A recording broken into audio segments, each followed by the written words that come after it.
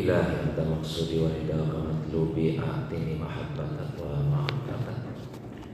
Bismillahirrahmanirrahim.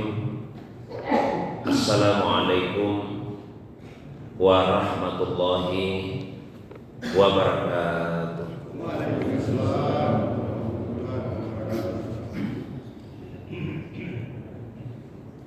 Alhamdulillahilladzi anzala sakinata fi qulubil mu'minin liyazdadu imanan ma'a imanihim walillahi junudus samawati wal ard wa kana Allahu aliman hakimah.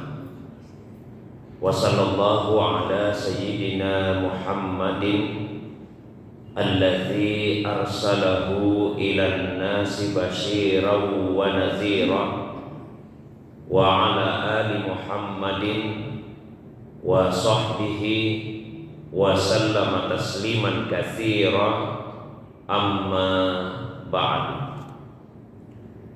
Bapak Ibu hadirin sekalian, jamaah subuh yang semoga dirahmati, dimuliakan oleh Allah Subhanahu wa taala.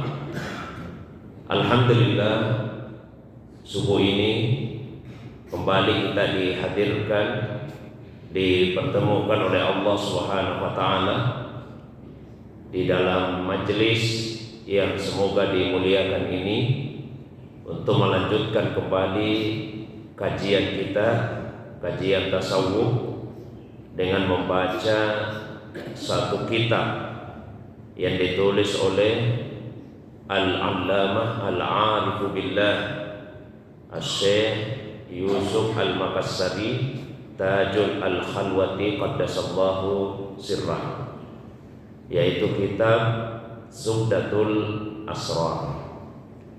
Salawat dan salam semoga senantiasa Allah curahkan kepada kekasih kita Rasulullah Muhammad sallallahu alaihi wasallam, begitu pula kepada keluarga beliau, para sahabat dan juga pengikutnya yang senantiasa istiqamah menghidupkan sunnah Nabi sallallahu alaihi wasallam. Beliaulah Nabi yang telah mengajarkan dan mengenalkan kepada kita cara untuk mendekatkan diri kepada Allah Subhanahu wa taala, menempuh perjalanan untuk bisa wusul sampai kepada Allah Subhanahu wa taala. Jamaah subuh yang semoga dirahmati, dimuliakan oleh Allah Subhanahu wa taala. Beberapa pertemuan sebelumnya telah sama-sama kita membaca kitab Zubdatul Asrar, dan untuk mereview kembali apa yang telah kita baca sebelumnya, bahwa di dalam kitab ini Syekh Yusuf Al-Makassari Qaddasallahu Sirrahu memberikan penjelasan kepada kita tentang apa yang seharusnya dilakukan oleh seorang hamba yang hendak menempuh perjalanan menuju kepada Allah Subhanahu wa taala. Itu diawali dengan tashihul aqidah, dengan meluruskan akidahnya, terutama tentang Allah Subhanahu wa taala. Dia mesti benar-benar meyakini bahwasanya Allah Subhanahu wa taala itu mempunyai sifat-sifat yang berbeda dengan sifat-sifat makhluknya. Laisa kamitslihi syai' wa huwas samiul basir. Tidak ada sesuatu yang serupa, yang semisal dengan Allah Subhanahu wa taala, dan dialah Allah yang maha mendengar, dan dialah Allah yang maha melihat. Kemudian setelah itu seorang hamba yang menempuh perjalanan menuju kepada Allah Subhanahu wa taala mestilah memperbanyak zikir, baik itu zikir dengan lisannya dengan mengucapkan kalimat la ilaha illallah, maupun zikir dengan qalbunya, dengan hatinya, yaitu dengan memperbanyak zikir Allahu, Allahu, Allahu. Dan kemudian zikir dengan sirnya, yaitu dengan memperbanyak membaca huwa huwa. Ini sudah kita bahas pada pertemuan yang sebelumnya. Baik, saya lanjutkan membaca kitab Subdatul Asrar ini. Qala al-musannifu nafa'ana Allahu bi ulumihi wa ulumi masyayikhihi wa talamidatihi fid daraini amin ya rabbal alamin. Wa minal luzumati alaihi aidan luzumul muraqabati fi nafsihi wa huwa an ya'lama wa ya'rifa anna Allaha hadirun ma'ahu wa nazirun ilaihi wa syahidun alaihi bimujibi hadisi u'budillaha ka'annaka tarah fa illam takun tarahu fa innahu yaraka. Fa yuqalu hadhihi al-muraqabatu hiya al-muraqabatul ihsaniyah binassil hadisi.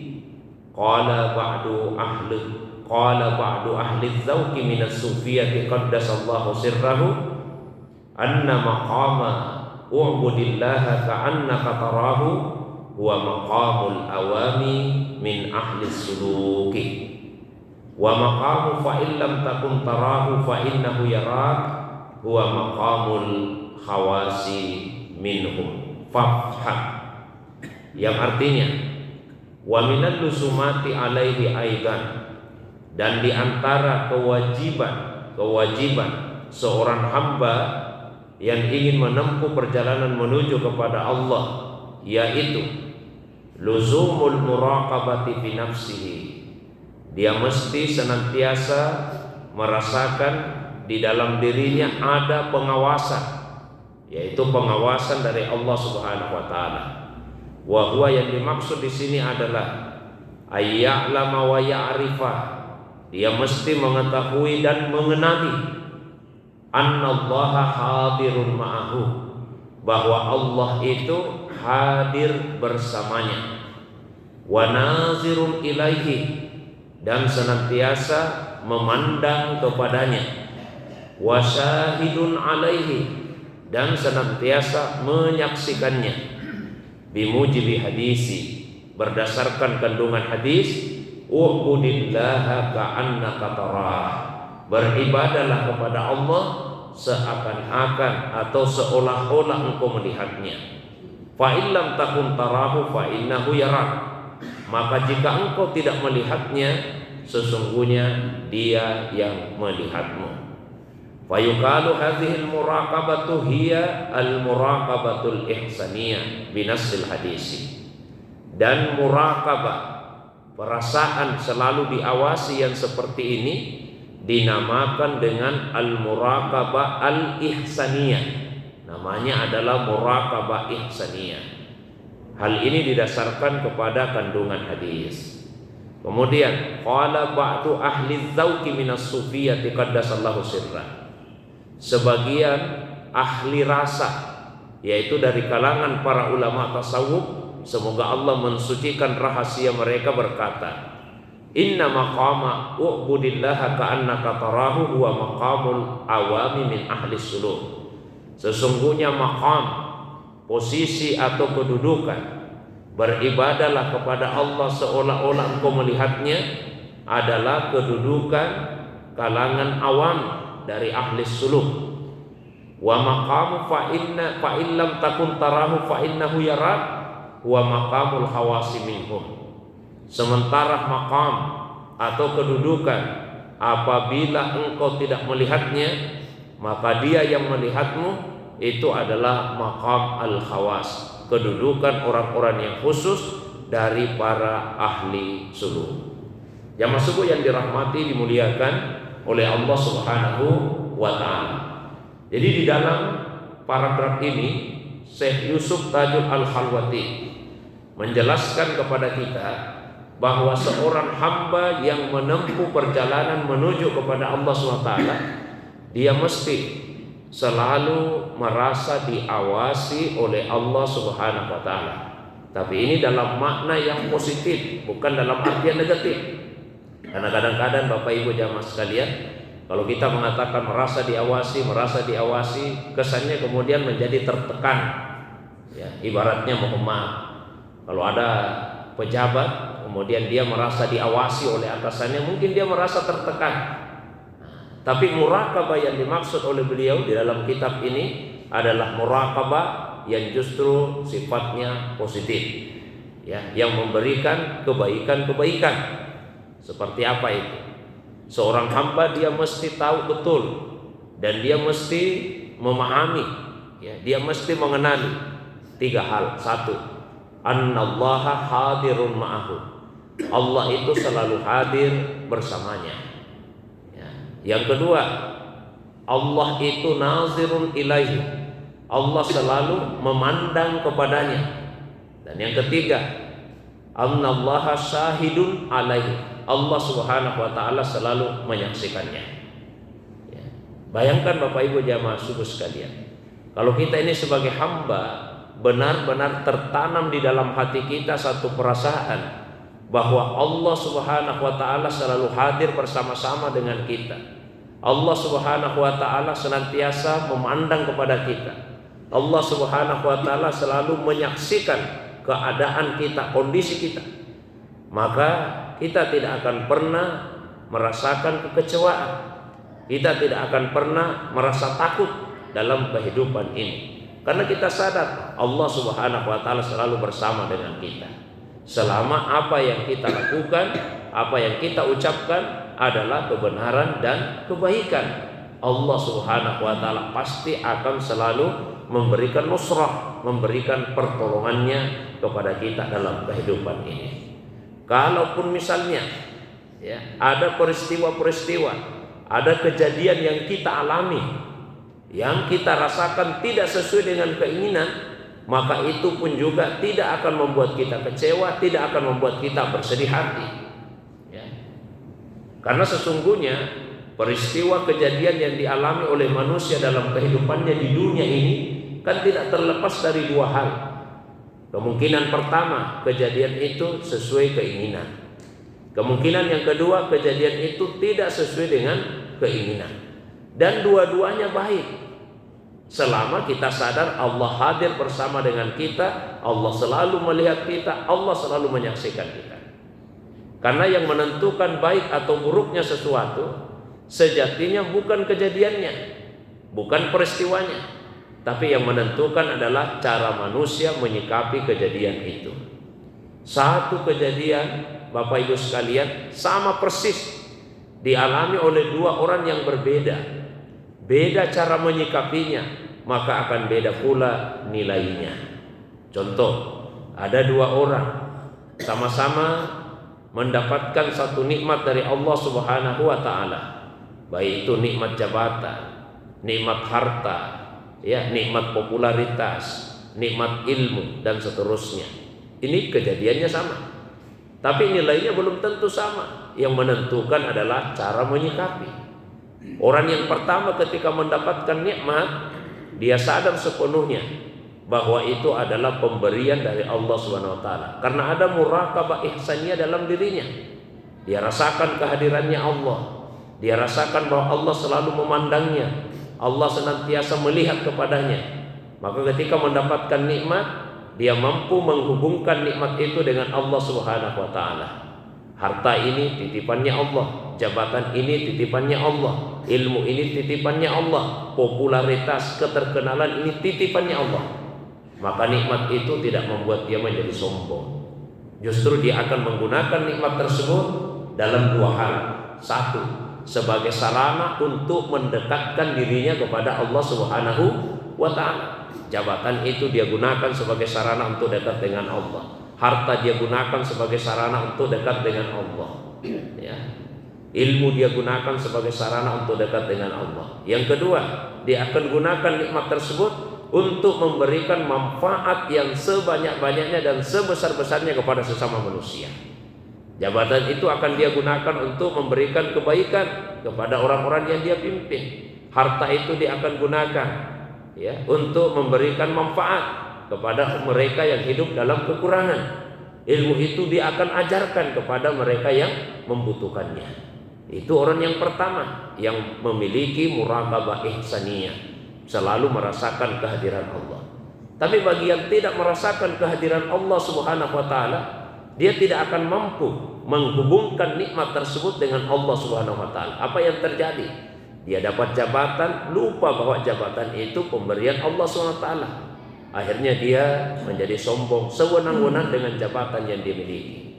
Dia punya harta, karena dia tidak merasakan kehadiran Allah Subhanahu wa taala, maka dia gunakan harta itu ya kepada hal-hal yang akan merugikan dirinya, merugikan orang lain. Begitu juga yang dikasih ilmu oleh Allah Subhanahu wa taala. Akhirnya apa? Jika tidak merasakan kehadiran Allah Subhanahu wa taala, maka dia akan menyombongkan dirinya, menganggap rendah, menganggap di bawah orang-orang yang dianggapnya lebih bodoh daripada dirinya. Nah, oleh karena itu jamaah subuh sekalian, mesti selalu ada di dalam diri kita muraqabah ihsaniyah, merasakan hadirnya Allah, meyakini bahwa Allah melihat kita, bahwa Allah Subhanahu wa taala selalu menyaksikan apapun yang kita lakukan. Nah, begitu juga yang kedua kebalikannya. Kalau tadi yang menyenangkan, nah sekarang peristiwa yang kita tidak senangi, sakit, kehilangan harta, kehilangan anggota keluarga, ya, diberikan kita ujian dan cobaan dalam hidup ini. Bagi mereka yang tidak merasakan kehadiran Allah Subhanahu wa taala, begitu mengalami peristiwa dan kejadian yang tidak sesuai dengan keinginannya tersebut, maka dia akan bersedih hati, dia akan kecewa, boleh jadi putus asa ya. Bahkan tidak menutup kemungkinan kemudian dia bunuh diri ya. Tapi sebaliknya Bapak Ibu sekalian, bagi mereka yang selalu merasakan kehadiran Allah Subhanahu wa taala, ketika dalam hidupnya dia mengalami peristiwa-peristiwa yang tidak sesuai dengan keinginannya, dia sadar bahwa ini dari Allah Subhanahu wa taala. Kemungkinannya satu, itu adalah hukuman. Kalau itu hukuman berarti dia melakukan pelanggaran, maka dia akan memperbaiki dirinya. Dia akan bertobat sungguh-sungguh, mohon ampun kepada Allah SWT. Yang kedua, boleh jadi Allah menegur dirinya ya, menegur dirinya. Teguran itu macam-macam. Bisa jadi di dalam hatinya ada sifat-sifat yang tercela. Allah ingin membersihkan hatinya dari sifat yang tercela tersebut, maka dia akan mulai membersihkan hatinya.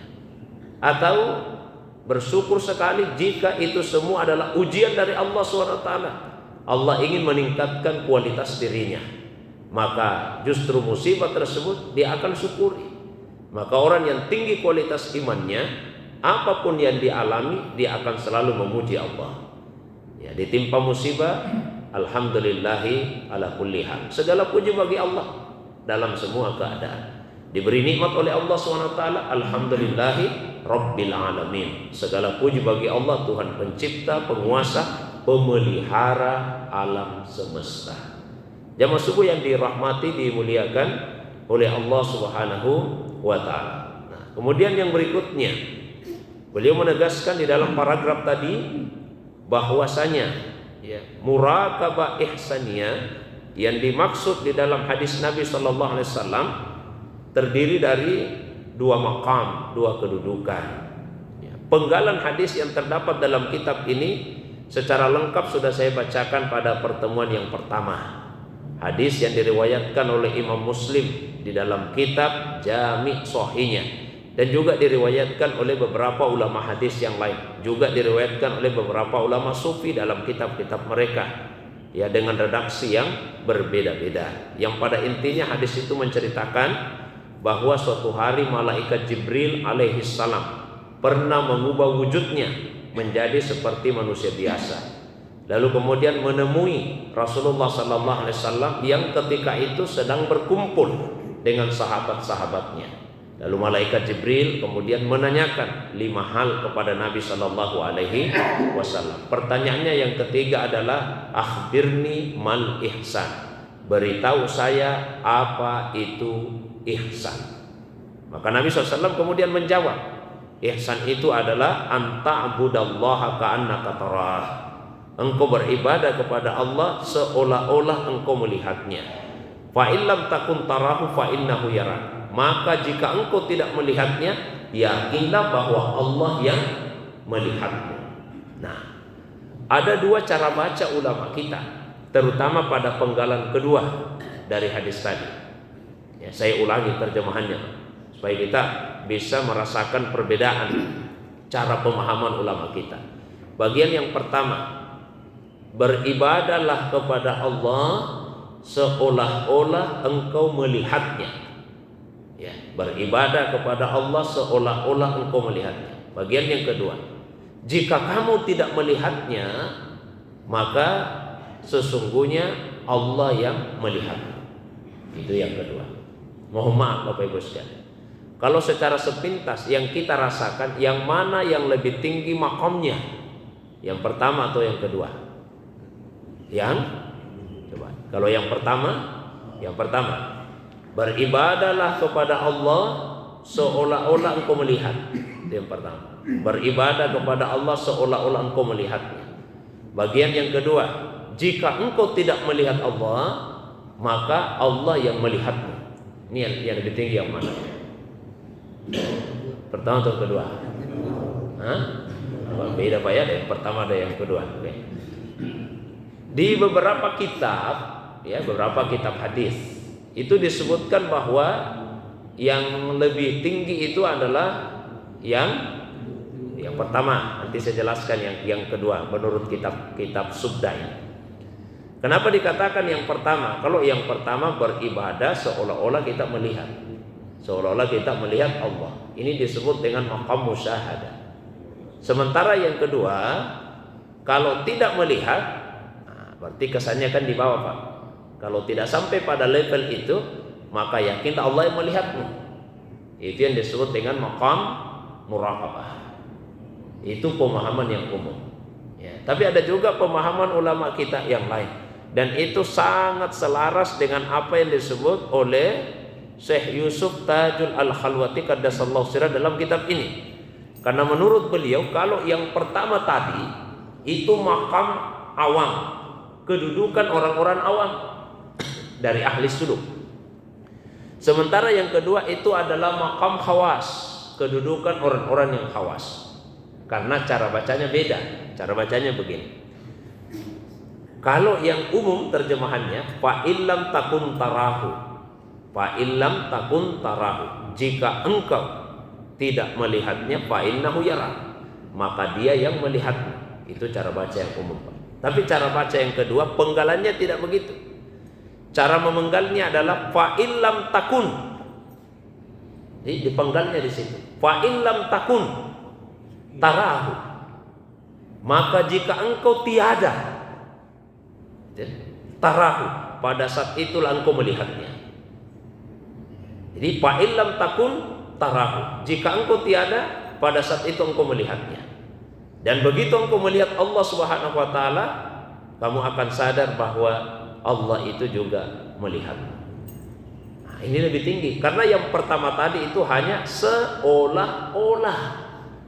Kalau yang kedua ini bukan lagi seolah-olah. Ya. Kalau yang kedua ini Pak memang melihat. Ya. Tapi ada syaratnya. Syaratnya apa? Fa illam takun.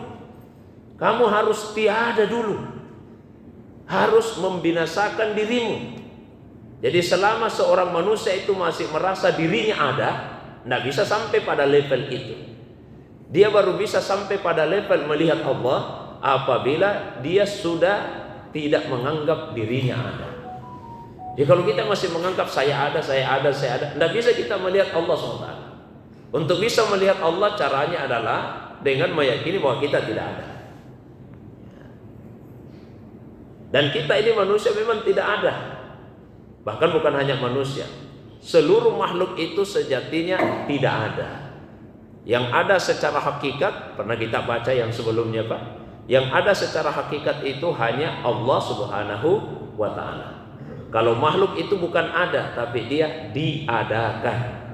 Karena yang disebut ada adalah qaim bizatihi, yang ada dengan sendirinya. Dan itu hanya Allah saja. Tapi kalau selain Allah, dia tidak qaim bi zatihi, qaim bi ghairihi. Dia ada karena ada yang mengadakannya. Yang mengadakan kita adalah Allah SWT. Maka hanya Allah saja yang ada secara hakikat. Kalau kita ini manusia, hakikatnya tidak ada. Nah, kalau sudah seperti itu, bisa melihat Allah. Dengan apa? Bukan dengan basar, tapi dengan basirah. Allah Subhanahu wa taala memberikan karunia kepada kita, ada basar, mata kepala, dan ada basirah, mata hati. Kalau di dalam kitab Sirrul Asrar itu disebut matanya fuad. Ya, fuad juga biasa diterjemahkan dengan hati, tapi ada bedanya dengan kalbu. Satu waktu kita akan jelaskan itu. Saya ulangi jamaah sekalian, kita ini manusia punya basar dan ada basirah. Karena manusia itu ada tubuhnya, ada ruhnya, dan masing-masing ada matanya. Kalau matanya tubuh kita ini, mata kepala, yang bisa dia lihat hanya benda-benda yang konkret. Ya, jadi mata kepala ini hanya bisa melihat benda-benda yang konkret. Mata kepala ini tidak bisa melihat benda-benda yang gaib. Sementara alam itu dua macam. Ada yang gaib, ada yang syahadah. Nah, yang gaib bisa dilihat dengan apa? Dengan basirah, dengan mata batin kita. Itu yang bisa melihatnya. Malaikat bisa dilihat bukan dengan mata kepala, tapi dengan basirah. Kecuali apabila malaikat mengubah wujudnya. Ya. Ketika malaikat mengubah wujud seperti manusia biasa, sahabat melihat dengan mata kepala. Tapi apabila dalam bentuk yang asli, maka hanya dilihat dengan basirah. Di dalam riwayat disebutkan beberapa sahabat Nabi SAW bahkan musafah, berjabat tangan dengan para malaikat yang diciptakan oleh Allah Subhanahu wa taala. Jamaah subuh yang dirahmati, dimuliakan Allah taala. Saya baca sedikit lagi. Wa minal lusumati alaihi aidan. Kemudian yang berikutnya, kewajiban seorang hamba juga bi ayyuhsinadz dhanna bin nasi ajmain. Selalu berbaik sangka kepada semua manusia. Selalu berbaik sangka kepada sesama manusia. Wa in kanu bihasabiz zahir annahu waqa'u fil mukhalafat. Meskipun kalau kita melihat secara zahiriyah sepertinya orang ini melanggar. Kita melihat orang berbuat dosa misalnya, tapi tetap berbaik sangka kepadanya. Tetap berbaik sangka. Bersihkan hati kita dari buruk sangka. Salah satu ciri orang yang akan mati dalam keadaan su'ul khatimah, yaitu mereka yang di dalam hatinya ada prasangka buruk kepada orang lain. Kalau dalam hati kita Pak masih selalu ada prasangka buruk, apalagi kalau umur sudah 40 tahun ke atas masih berprasangka buruk kepada sesama manusia, itu tanda-tanda matinya nanti akan su'ul khatimah. Ya. Orang yang matinya husnul khatimah, cirinya adalah salah satunya di dalam hatinya tidak ada lagi prasangka buruk kepada sesama manusia. Apalagi kalau berprasangka buruk kepada Allah Subhanahu wa taala. Kita lihat orang yang berbuat dosa prasangka baik kepadanya. Prasangka baik kepadanya. Mengapa demikian? Wa in kanu bihasabiz zahir annahu waqa'u fil mukhalafati daiman fadlan an ghairihim. Fa inna rahmatallahi awsa' min dzalika. Qala Allah Ta'ala wa rahmati wasi'at kulla syai'in. Wa qala sallallahu alaihi wasallam anillahi ta'ala inna rahmati sabaqat ghadabi wa la syakka anna adh-dhunuba kullaha kanat min jumlatil asya wal kullu minal asya wasi'atha rahmatuhu binassil qaulil ilahi fa'lam zalika. Ya, intinya seperti ini. Allah Subhanahu wa taala menegaskan bahwa rahmatnya lebih luas daripada apapun jua. Allah berfirman, rahmatku meliputi segala sesuatu. Nabi SAW juga bersabda menjelaskan tentang sifat Allah Subhanahu wa taala dalam hadis qudsi, bahwa Allah berfirman, rahmatku mendahului murkaku. Jadi rahmat Allah itu meliputi segala sesuatu. Rahmat Allah meliputi segala sesuatu. Segala sesuatu. Dosa itu masuk sesuatu. Orang berbuat dosa juga masuk sesuatu. Rahmat Allah meliputi semua, termasuk para pelaku dosa. Maka orang yang berbuat dosa, kita mesti berbaik sangka kepadanya. Tidak menutup kemungkinan orang yang berbuat dosa itu kemudian mendapatkan rahmat dari Allah SWT dan menjelang kematiannya berubah keadaannya. Di dalam hadis Nabi menjelaskan, ada orang kalau kita lihat dari awal sampai tinggal satu jengkang menjelang kematiannya, sepertinya isi neraka. Dosa terus yang dia lakukan. Tapi apa yang terjadi? Menjelang kematiannya keadaannya berubah. Dia beriman kepada Allah Subhanahu wa ta'ala. Maka ia kemudian bertobat kepada Allah, masuk ke dalam surga. Coba kalau kita berburuk sangka kepadanya. Ketika kita melihat pelaku dosa lalu kita mengatakan, neraka sudah tempatnya ini. Oh, itu buruk sangka. Ternyata menjelang kematiannya berubah keadaannya. Dia tobat sungguh-sungguh kepada Allah, minta ampun kepada Allah. Akhirnya apa? Kita sudah berprasangka buruk kepada hambanya Allah. Jadi dua saja intinya untuk subuh ini. Yang pertama, selalulah kita merasakan kehadiran Allah dalam kehidupan kita. Yang kedua, selalulah berbaik sangka kepada sesama manusia. Insya Allah dua hal ini akan menjadi modal kita yang sangat besar untuk menjalani kehidupan di dunia ini. Merasakan kehadiran Allah, dan yang kedua berbaik sangka kepada sesama manusia. Itu saja pengantar kajian kita. Seperti biasa saya berikan waktu yang lebih panjang. Kalau ada hal-hal yang ingin ditambahkan atau mungkin ada yang ingin didiskusikan, ditanyakan, baik yang berkaitan dengan apa yang saya bacakan tadi atau masalah agama yang lain di luar dari apa yang saya sampaikan, saya persilakan kepada Bapak Ibu jamaah sekalian. Demikian untuk sementara. Wa ilallahi turja'ul umur. Wassalamualaikum warahmatullahi wabarakatuh. Silakan.